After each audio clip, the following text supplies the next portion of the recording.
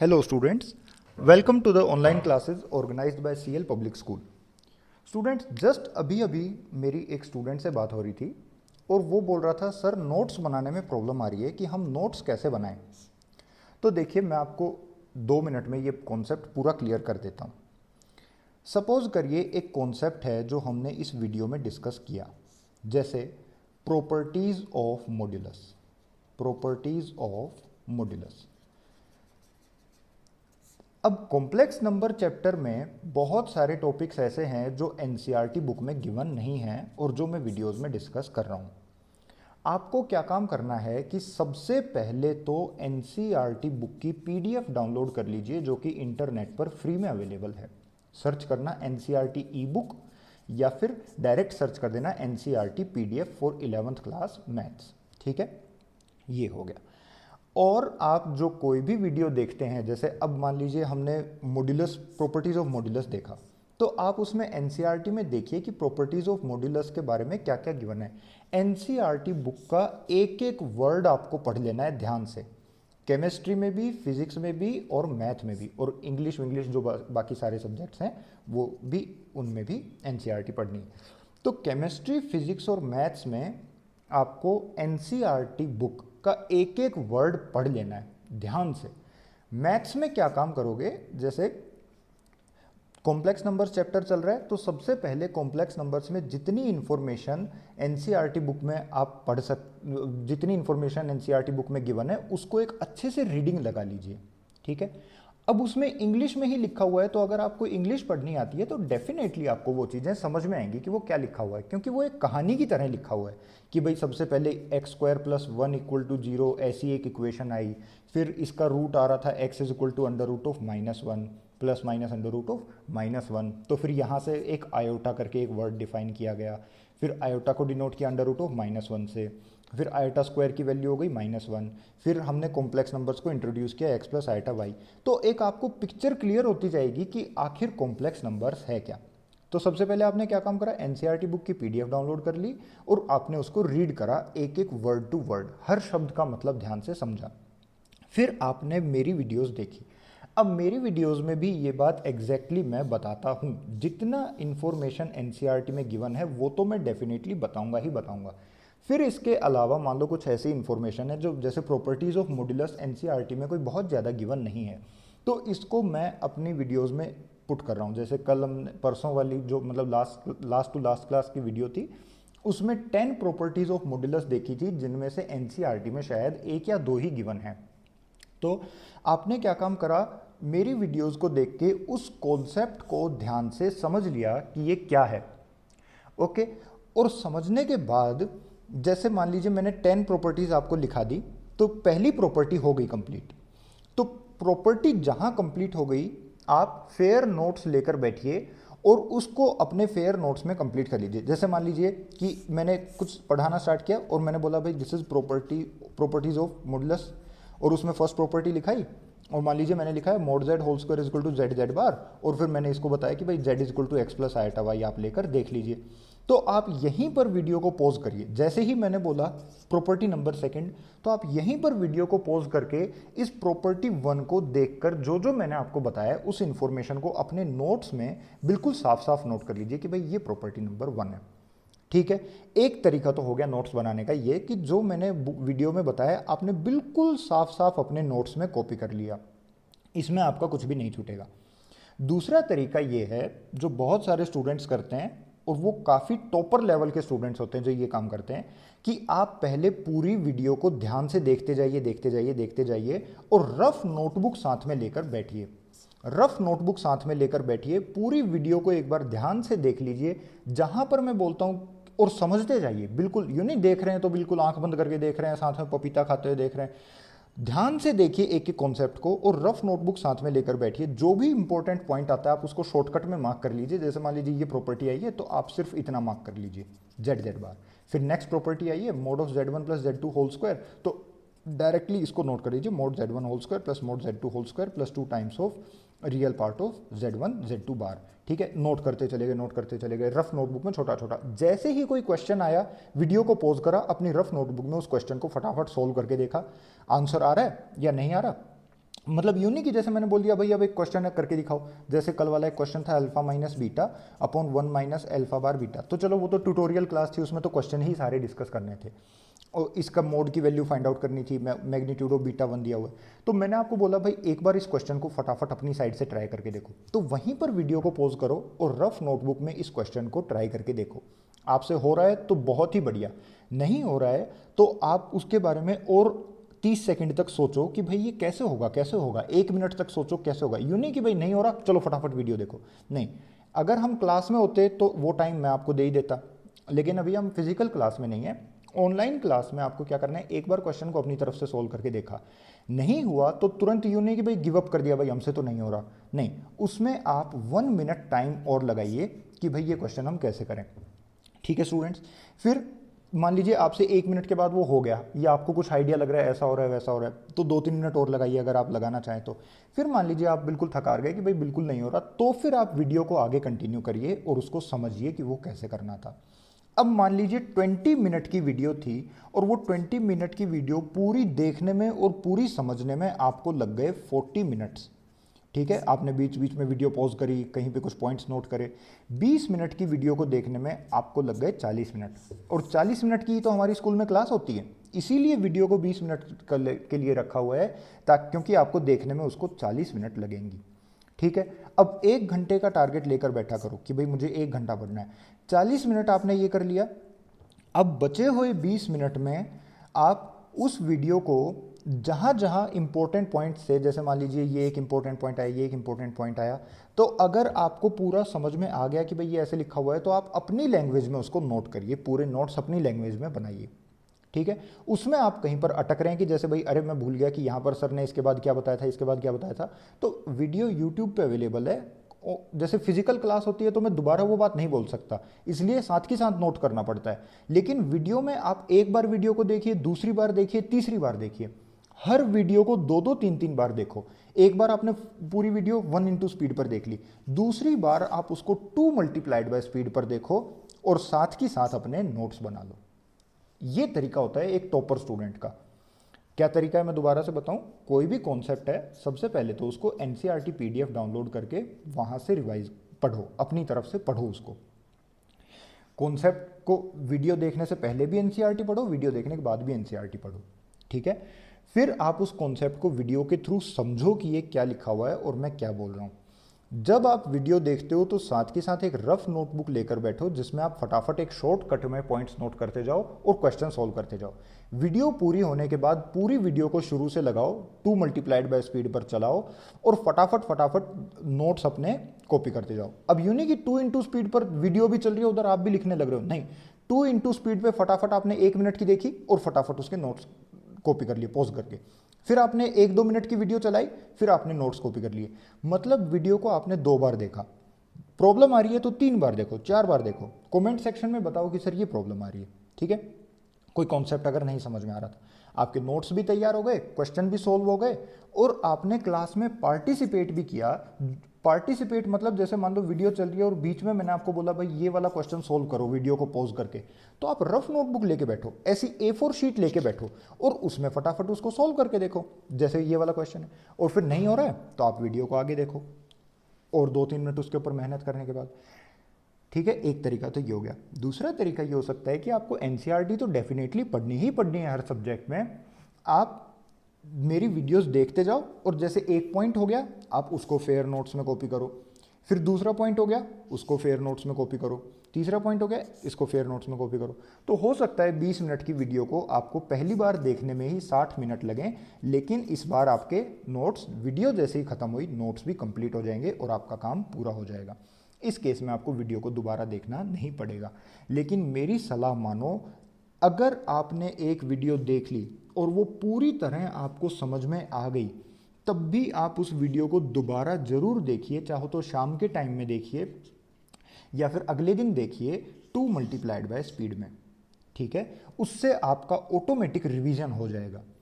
Students, एक statement बस मैं बोलता हूं और फिर उसके बाद हम आज की क्लास स्टार्ट करेंगे, और वो स्टेटमेंट ये है कि ऑनलाइन क्लासेस का फ़ायदा जिस स्टूडेंट ने उठाना सीख लिया, तो ऑनलाइन क्लासेस इतनी अच्छी चीज़ है, इस टेक्नोलॉजी का इतना अच्छा आपको बेनिफिट मिलेगा जो कि एक फिजिकल क्लास में कभी मिल ही नहीं सकता। आप ये सोचिए, फिजिकल क्लास में एक पीरियड था और वो पीरियड लग गया, तो अब आप कुछ भी करके ऐसी टाइम मशीन नहीं बना सकते जिससे आप टीचर की वही बातें दोबारा सुन पाएँ।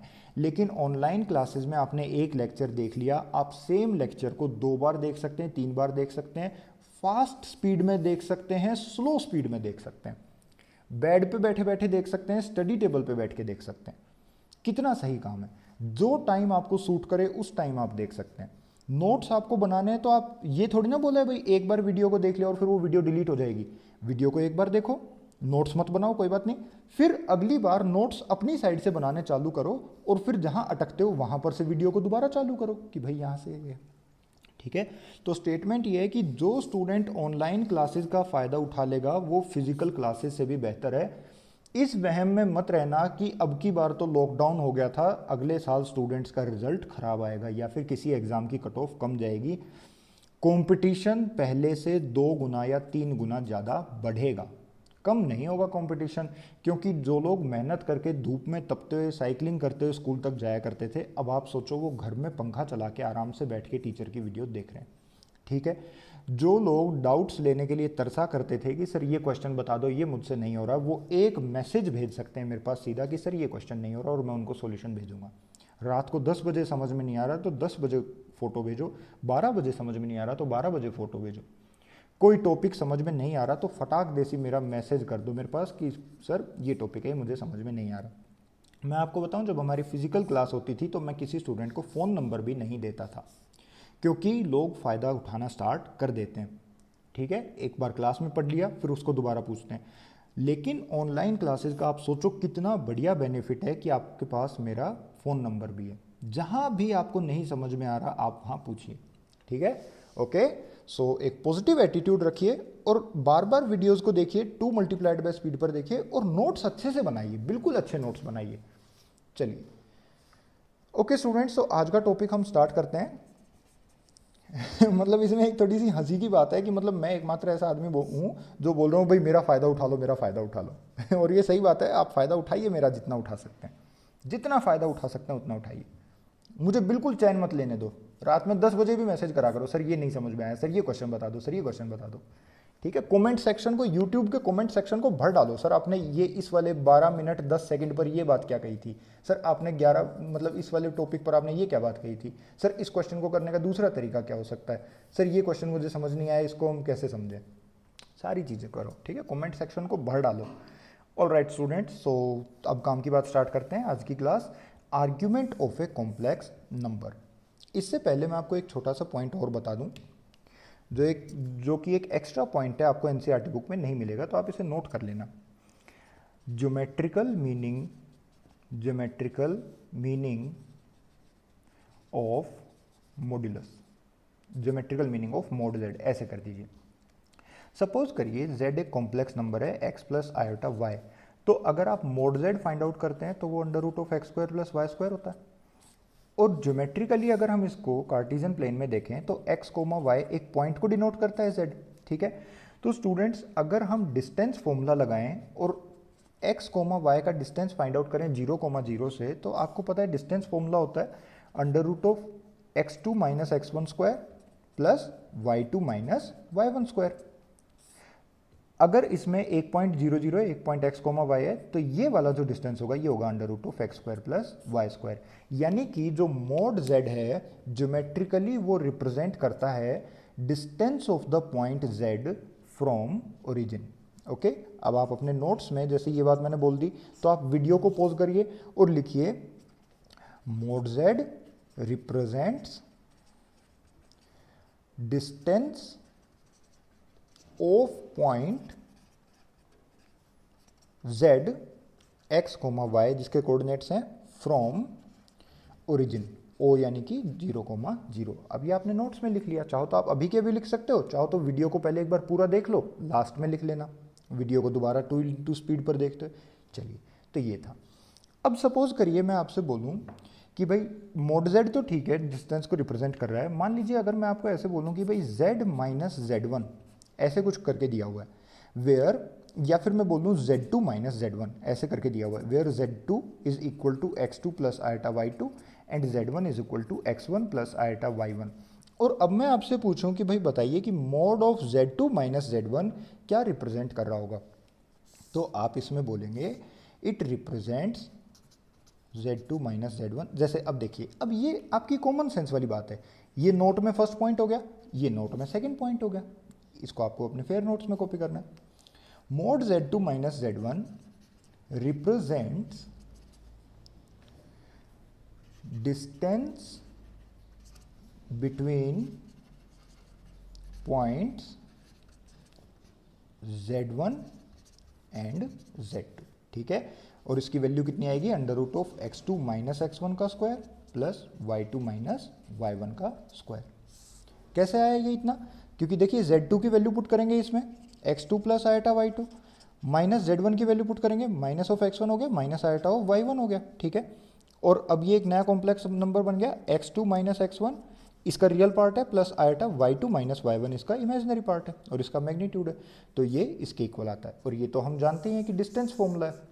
ऑल राइट स्टूडेंट्स, अब देखिए इस प्रॉपर्टी पे based, geometrical meaning of mode z पे बेस्ड बहुत सारे क्वेश्चंस होते हैं। एक क्वेश्चन ये बनता है कि भाई mod of z minus 3 plus mod of z plus 3, इसकी मिनिमम वैल्यू कितनी हो सकती है, इसकी मिनिमम वैल्यू कितनी हो सकती है, ये क्वेश्चन है कि mod of z minus 3 plus mod of z plus 3, इसकी मिनिमम वैल्यू कितनी पॉसिबल है,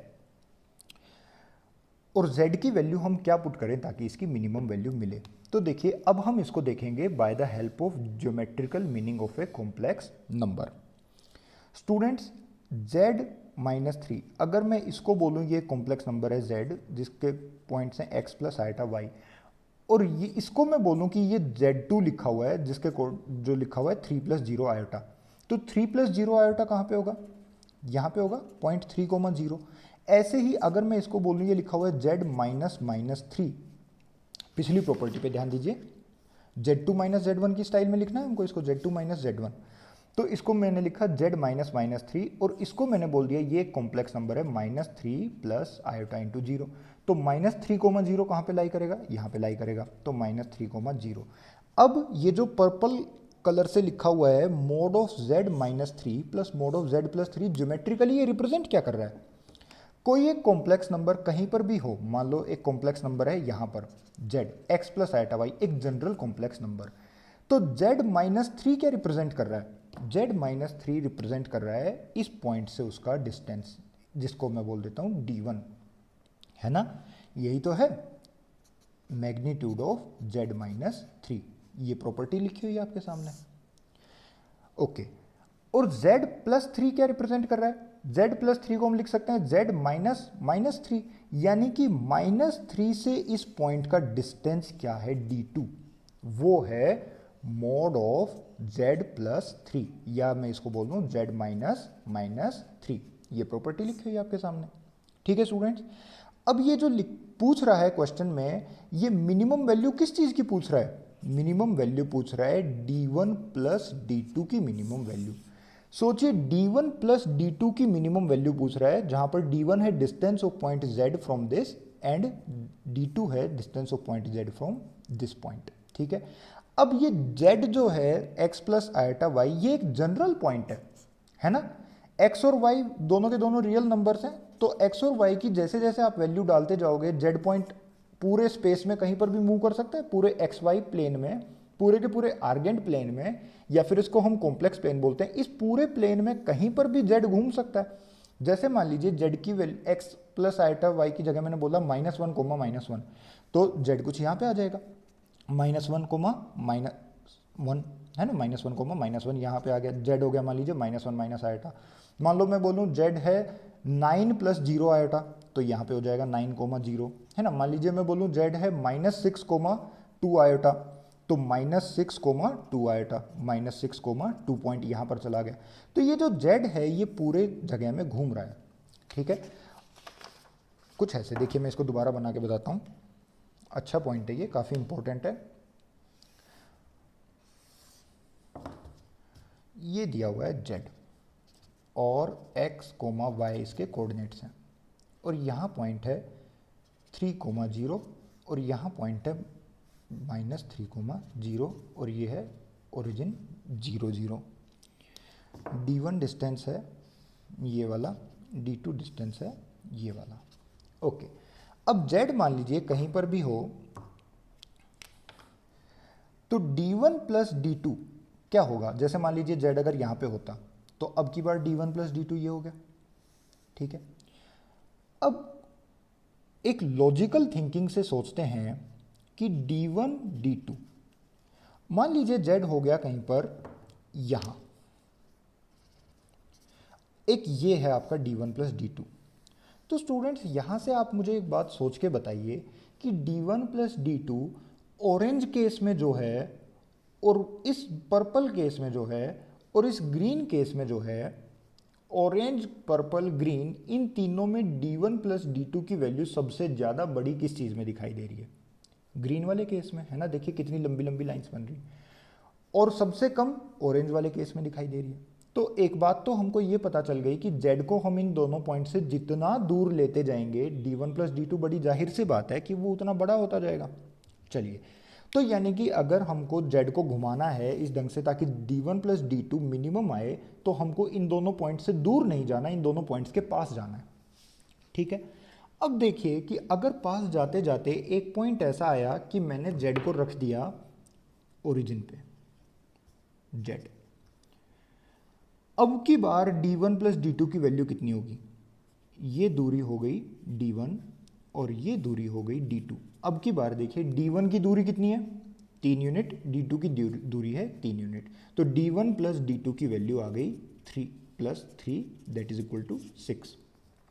मान लीजिए z को मैं यहाँ पर रख दूँ 1,0 पर, तो अगर 1,0 पर रखेंगे तो इससे दूरी आ गई 2 यूनिट्स, इससे दूरी आ गई 4 यूनिट्स, तो उस केस में भी दूरी आ गई 2 plus 4 that is equal to 6। तो स्टूडेंट्स मेरा एक मानना है, आप मुझे बताना क्या मैं सही मान रहा हूँ, कि अगर z को हमने -3 और +3 को ज्वाइन करने वाली लाइन के ऊपर अगर कहीं पर रख दिया बीच में, तो d1 प्लस d2 की वैल्यू हमको सबसे कम मिल रही है। बाकी हर केस में जितना हम दूर जाते जाएं उतनी वैल्यू बड़ी होती जा रही है। तो इसकी मिनिमम वैल्यू आनी चाहिए 6। ओके, इसकी मिनिमम वैल्यू कितनी आनी चाहिए 6, और मैक्सिमम वैल्यू इसकी आ सकती है इनफाइनाइट। और मिनिमम वैल्यू 6 जब आएगी जब z, इस पॉइंट को बोल देते हैं a, इस पॉइंट को बोल देते हैं b, minimum value occurs, minimum value of mod z minus 3 plus mod z plus 3 occurs when z lies on the line segment joining -3,0 and +3,0। Okay, और मिनिमम वैल्यू होएगी कितनी 6 के इक्वल। और ये मिनिमम वैल्यू कब होगी, जब z लाइन सेगमेंट पर लाई करेगा -3,0 से +3,0 तक। यानी कि जो z हमको लिखना है वो लिखना है x प्लस आयोटा y के फॉर्मेट में, वेयर y तो 0 हो और x की वैल्यू बिलोंग करे -3 से लेकर +3 के इंटरवल में। ठीक है स्टूडेंट्स, तो यहां पर आप एक और नोट बनाकर एक पॉइंट लिख लीजिए, z minus z1 plus z minus z2 is minimum when z lies on the line segment joining points z1 and z2. Okay, and this minimum value is equal to, and this minimum value is equal to magnitude of z1 minus z2। इन दोनों points के बीच की जो दूरी है वही उसमें minimum value होगी। ठीक है, एक एग्जांपल और लेते हैं। सपोज करिए z1 एक कॉम्प्लेक्स नंबर है 2 प्लस आयोटा और z2 एक कॉम्प्लेक्स नंबर है -1 माइनस आयोटा। ठीक है, चलो अब Z1, अब हमको मिनिमम वैल्यू फाइंड आउट करनी है mod of Z1 plus mod of Z1 minus Z2 की। ठीक है, तो भाई पूरे के पूरे प्लेन में जो Z1 आ रहा है वो कहीं पर यहाँ पर आ रहा है 2,1, और Z2 कहाँ आ रहा है -1, तो कुछ मान लेते हैं यहाँ पे आ रहा है -1, -1। अब मुझे ज़्यादा सोचने की ज़रूरत नहीं है कि भाई इस क्वांटिटी की मिनिमम वैल्यू कब आएगी और कितनी आएगी। इस क्वांटिटी की जो मिनिमम वैल्यू आएगी वो जब आएगी जब आपका जो ये है Z, ये इस पिंक वाली लाइन के ऊपर लाई करेगा। ठीक है, अब मुझे बिल्कुल एग्जैक्ट देखने की जरूरत नहीं कि ये लाइन ओरिजिन के कितनी दूर से पास कर रही है, कितनी पास से पास कर रही है। अगर मुझसे उसने मिनिमम वैल्यू पूछी है इसकी, तो मैं सीधा बोलूँगा कि भाई इसकी जो मिनिमम वैल्यू आएगी वो आएगी magnitude of 2 plus iota minus -1 minus iota. Z2 minus Z1 कर दो या Z1 माइनस Z2 कर दो, एक ही बात है। तो ये हो गया अपना कितना, 2 की जगह तो 3 हो गया और आयोटा की जगह हो गया 2 आयोटा हो गया। तो मिनिमम वैल्यू इसकी आ गई √3² plus 2² that is equal to √13। ठीक है, ये होते हैं कॉम्पिटिटिव एग्जाम्स के क्वेश्चंस। ओके स्टूडेंट्स, तो आज की वीडियो में चलिए इतना ही डिस्कस करते हैं। मैं आपको फटाफट से बता दूं, आज हमने केवल और केवल 3 पॉइंट्स डिस्कस करे हैं।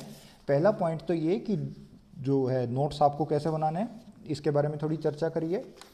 फिर दूसरा पॉइंट हमने देखा है कि geometrical meaning of mod z क्या होता है, और तो हमने फिर इसमें ये सीख लिया कि mod z जो होता है वो रिप्रेजेंट करता है distance of point z from origin. In general अगर हम देखें कि mod of Z2 minus Z1 क्या रिप्रेजेंट करता है, तो वो डिस्टेंस बिटवीन द 2 पॉइंट्स को रिप्रेजेंट करता है। और फिर इसके बेसिस पर हमने 2 क्वेश्चन प्रैक्टिस करें। एक क्वेश्चन तो ये कि आपको बताना है कि इसकी मिनिमम वैल्यू कितनी होगी। तो ये हमने देख लिया कि इसकी मिनिमम वैल्यू होगी 6 के इक्वल, और वो जब होगी जब z इन दोनों पॉइंट्स के बीच में लाई करता है। इसको आप नोट करके लिख लेना। फिर इसी टाइप का हमने एक जनरल लिख दिया कि भाई जब भी हमसे पूछा जाएगा कि इसकी मिनिमम वैल्यू कितनी होगी, तो हम बोल देंगे कि इसकी मिनिमम वैल्यू होगी mod of Z1 minus Z2। और ये मिनिमम वैल्यू जब होगी जब आपका z Z1 और Z2 को ज्वाइन करने वाली लाइन के बीच में लाई करेगा। ठीक है, इन पॉइंट्स के ऊपर भी लाई कर सकता है, इन पॉइंट्स के ऊपर भी लाई कर सकता है, बीच में भी लाई कर सकता है। और वो दूरी कितनी आएगी, इन दोनों पॉइंट्स के बीच का जो डिस्टेंस है। समझ सकते हैं ना आप कि भाई ये z अगर यहाँ पर लाई कर गया तो जो d1 प्लस d2 होगा, d1 प्लस d2 इस d डिस्टेंस के ही तो इक्वल होगा, है ना। d1 प्लस d2 d के इक्वल होगा। ऑलराइट स्टूडेंट्स, और मैक्सिमम वैल्यू पूछे तो वो इनफाइनाइट होती है। तो ये बहुत इंपॉर्टेंट क्वेश्चन है जो हमने डिस्कस करा है आज की क्लास में। अब नेक्स्ट क्लास में हम argument of a complex number discuss करेंगे। ओके, तो साफ साफ आप नोट्स प्रिपेयर कर लीजिए, वीडियो को दोबारा जरूर देखना 2 मल्टीप्लाइड बाय स्पीड में, और कमेंट सेक्शन में मुझे बताइए कि आपको वीडियो में कौन सा पॉइंट है जो समझ में नहीं आया, और अगर सब समझ में आ गया तो एक ऐसे करके थम्स अप दे दीजिए। Thank you students.